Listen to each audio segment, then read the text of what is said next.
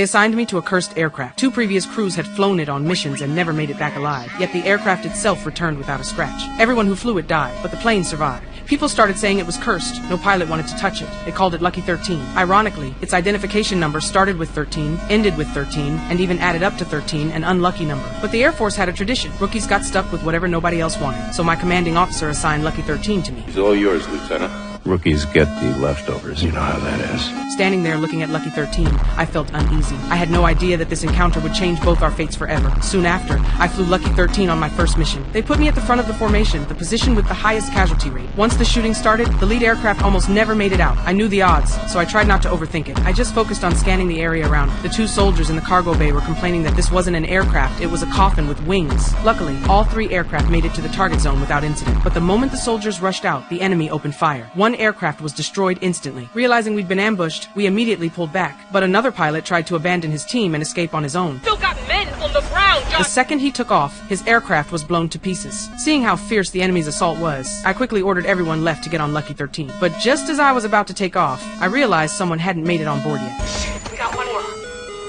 10 seconds to intercept. Oh my God, damn it! Come on!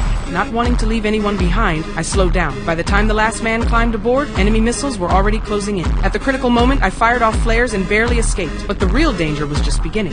I flew the aircraft into a stone forest, thinking I'd lost them. But they spotted that I hadn't crashed and quickly attacked again. The tight space made it impossible for our massive aircraft to maneuver effectively. All I could do was fire more flares to mess with their targeting. But that was just a temporary fix. My co-pilot opened up with a machine gun, but the stone pillars were too dense. The bullets couldn't hit the agile enemy fighters, and nearly got us into even worse trouble. Watching them stay on our tail, I had a split-second idea. I told my co-pilot to shoot the pillars instead.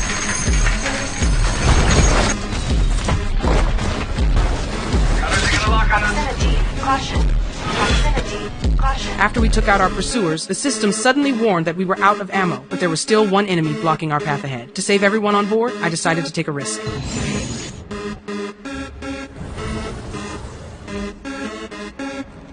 As we passed right by them, I fired off a flare at point-blank range. After narrowly taking them out, I finally breathed a sigh of relief. Then I brought the surviving crew safely back to base. That's when I finally realized I'd been wrong all along. This rejected aircraft, Lucky 13, was actually a treasure. After that, I flew Lucky 13 on 19 more combat missions. During that time, not a single person died. My commanding officer praised me and wanted to replace Lucky 13 with the latest model aircraft. But I refused. I'd fallen in love with this old bird. Even when ground fire was so thick you could step from the cockpit to the ground on shrapnel shards. I do appreciate that, sir, but she's my bucket of bolts. She's always taking care of me. As time went on, Lucky 13 and I completed another 10 missions straight. On 3 separate solo flights, Lucky 13 was the only aircraft ready for